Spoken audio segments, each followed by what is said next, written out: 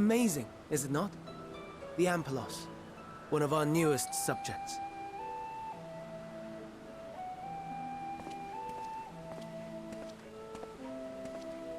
So, how are we coming along?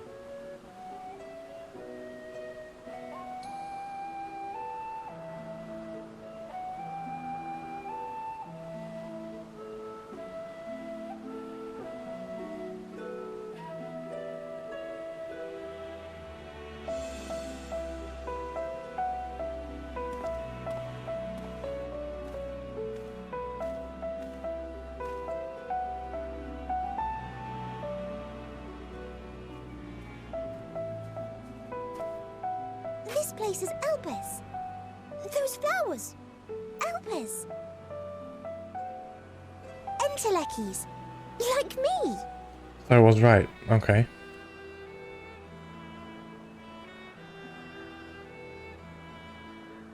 They are a product of Elpis, and so named for their birthplace. A happy accident, born of the hands of a former researcher who loved beautiful blossoms. Unique for how they change color, to reflect the emotional state of those nearby. Though be it here or elsewhere, they are seldom seen in any hue save purest white. Reflect the emotional state, you say? By what means do they achieve this? In creation, there exists an energy wholly apart from ether, one driven by emotions. In like manner to how we manipulate ether, this flower is subject to the influence of said energy.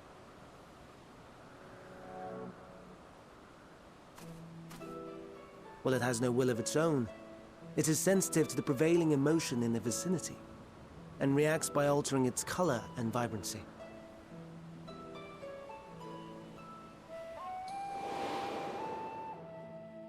Akasha? It is one of the unseen energies defined by Harnish alchemical theory. Though a gross oversimplification, some describe it as an essence influenced by feeling.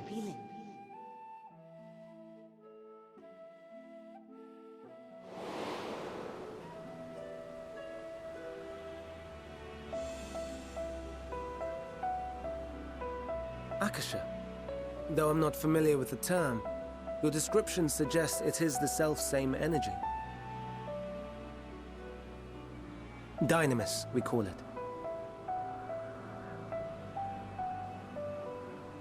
And those entities like the Elpis flower that have the ability to interact with this energy, converting emotions into tangible phenomena, are Entelekis. That's me! That's me! An Enteleki! That you are, my dear. And no ordinary one at that, but the first possessed of free will.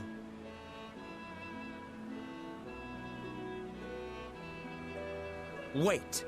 A form of energy other than ether? Dynamis? I've never heard of such a thing. Hardly surprising. Dynamis cannot be seen, much less felt. And though its existence has long been theorized, we had no proof until the flower's serendipitous creation. What's more, Dynamis is far weaker than ether. Under normal circumstances, its effects are drowned out by the latter.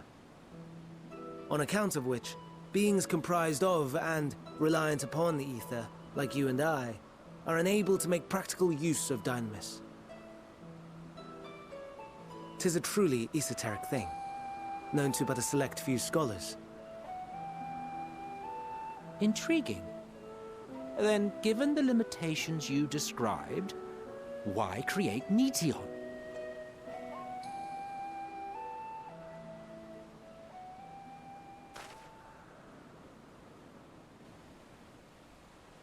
Our star, Aetheris, is especially rich in ether, so much so that its name is derived from it. However, when we consider all energy in existence here and in the vast space beyond, Dynamis may account for as much as 68.3%. The more abundant form by far. Were we able to control it, we could open the door to limitless possibilities. 'Tis not unlike a gently flowing stream, unable to break through the dam of ether barring its path. But if we could imbue the stream with the vigor of a raging river...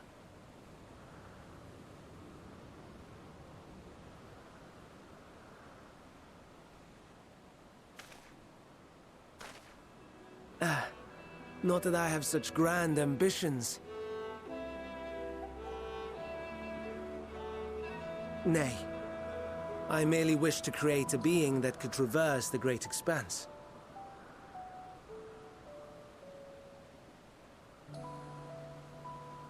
The relative scarcity of ether beyond the bounds of this star was a concern. And so, I looked to another source of energy by necessity.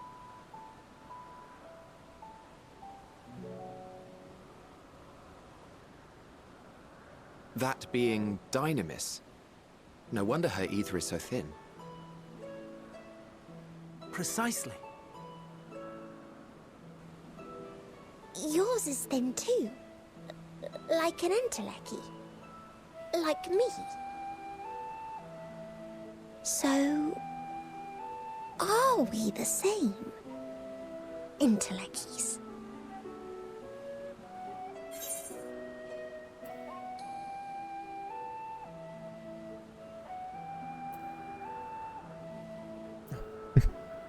Let's go with this one. That sounds more akin to the desperate flailings of a wild beast when facing imminent death. Rude. A deficit of ether alone does not an entelechy make. It would, however, make it easier for you to interact with Dynamis. And limited though its influence may be, this quality could prove the difference between victory and defeat. You do well not to underestimate it.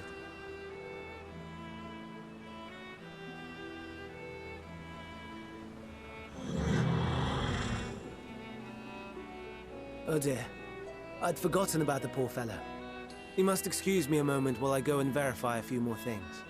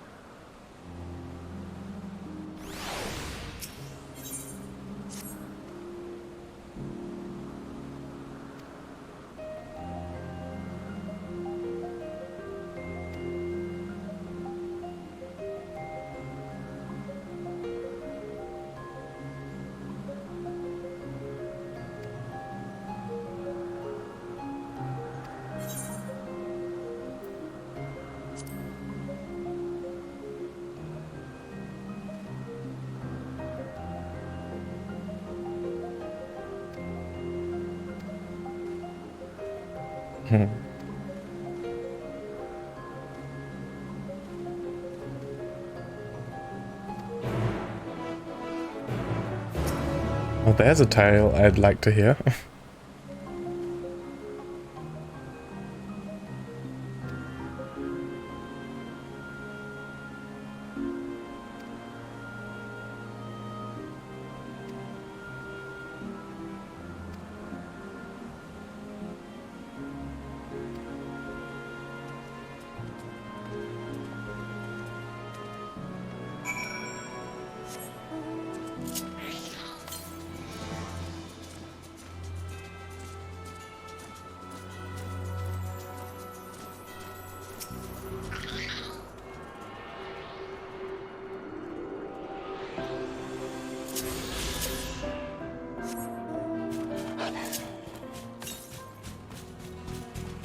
Okay.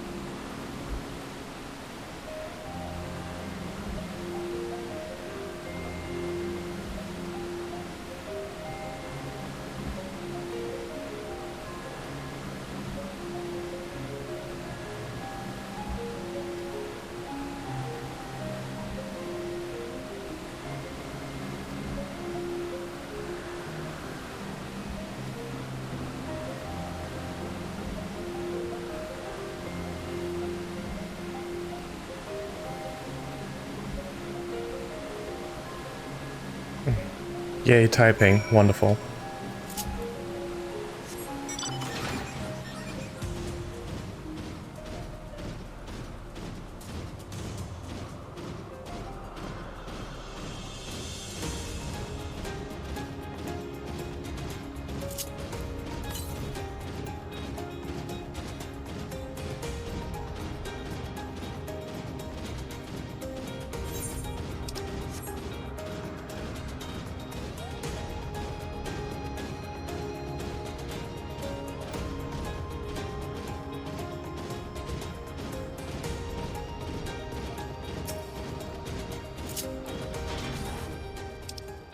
What was it? I have a favor to ask.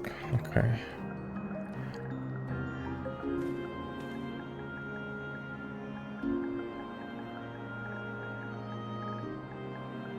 Was it American favor or British favor? Does it matter?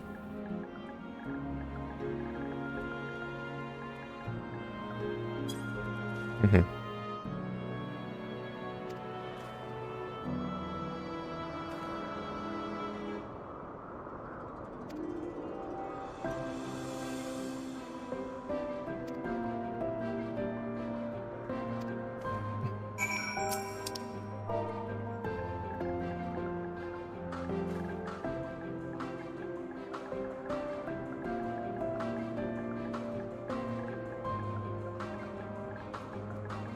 This is annoying.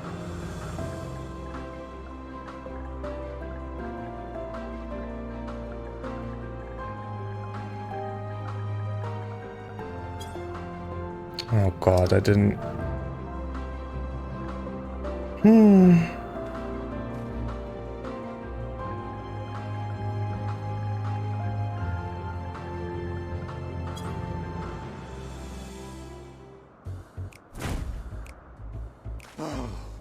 No, no, no. You are not foisting this nonsense on me.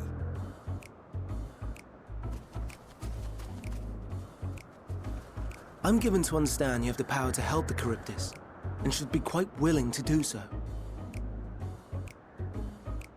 And so I appeal to your better nature, most benevolent Emmett Selk. Please teach her to fly. Or else Hermes will transform. Right now.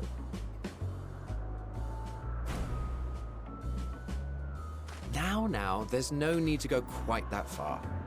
Altruism is its own reward, as I'm sure he would agree. Oh, would he now? And who contrived to put me in this position, pray tell? Nothing so devious. I merely suggested a possible course of action.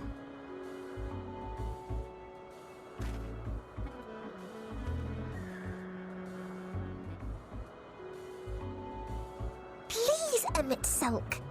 Please. I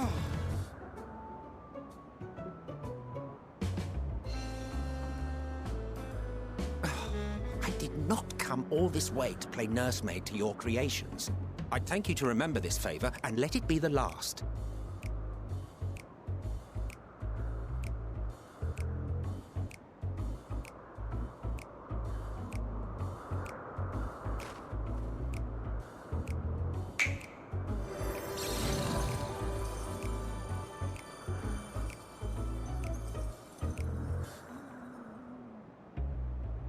I will aid it once it has taken to the air. It falls to you to shepherd it skyward.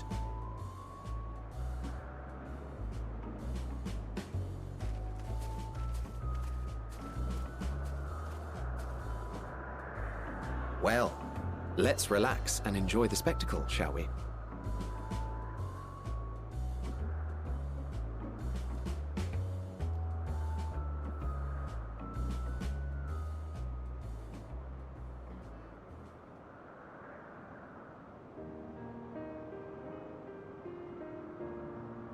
You were wondering why Emmett Selk joined the convocation. Truth be told, he wasn't the first choice for the office. I was, on the strength of my ability to see ether. But I declined the offer. For though my vision is exceptional, I am pedestrian in all other aspects. Worse even, quite a abysmal when it comes to manipulating ether, for example. Couldn't transform even if I had a mind to do so. What good is the ability to perceive a problem if one cannot act to address it? Emmett Selk has no such shortcomings. He excels in vision and manipulation both, the latter to an extraordinary degree. If there is a mage more powerful, I do not know of them.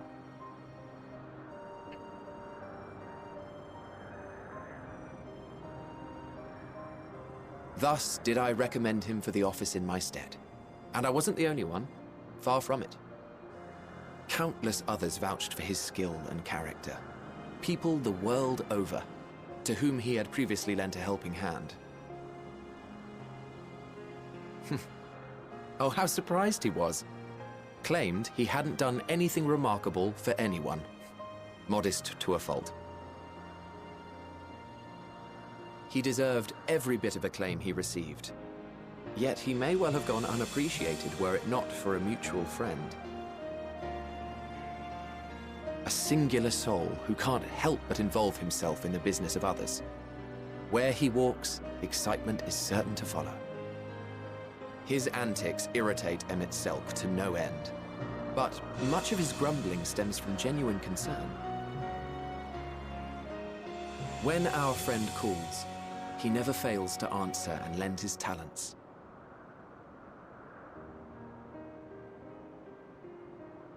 And in the course of doing so, he himself came to be recognized and respected by those around him.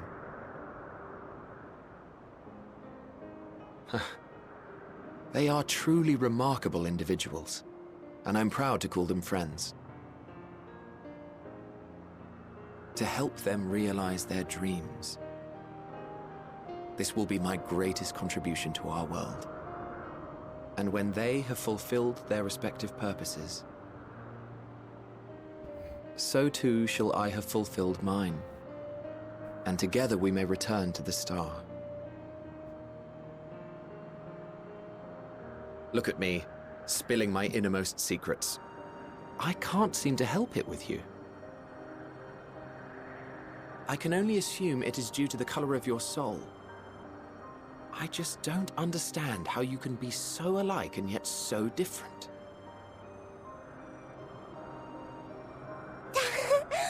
Well done, my pet. Well done!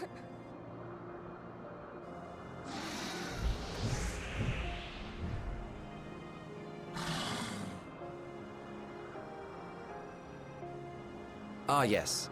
I dare say the Charybdis will be fine here on.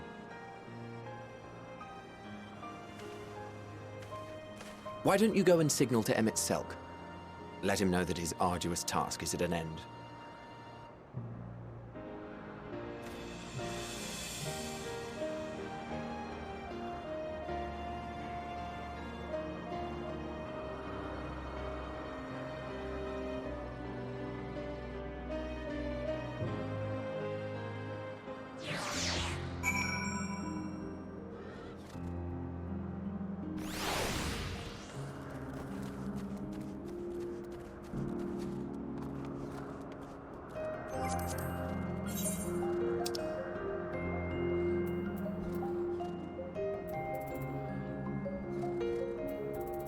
Where is it? I'm blind as always.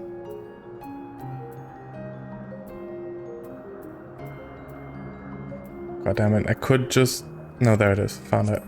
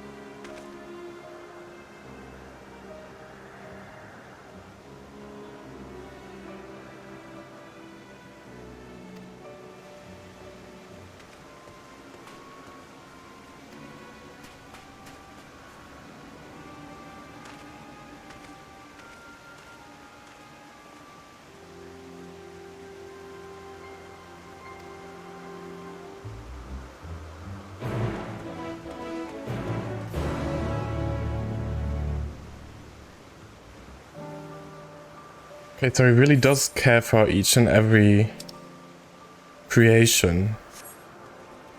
So it does make you wonder how the Daniel in our time was so viciously different.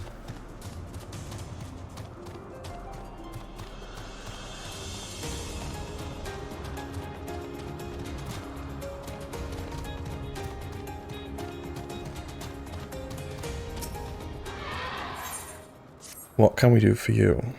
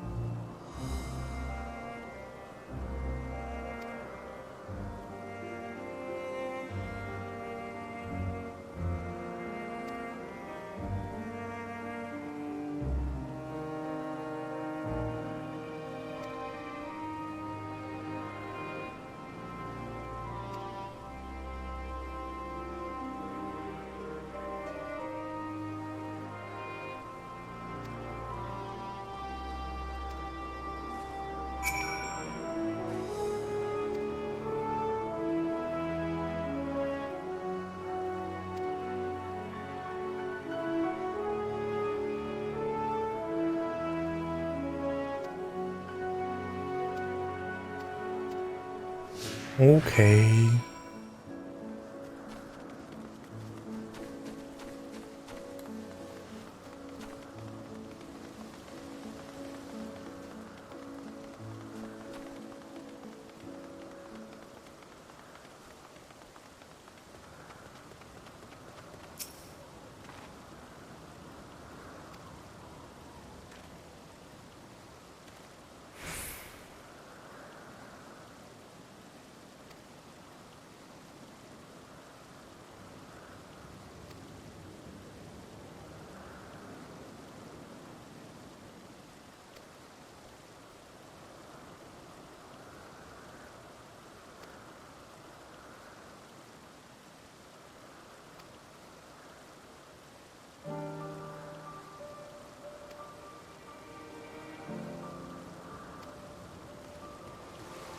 In other words, run before he gets to you.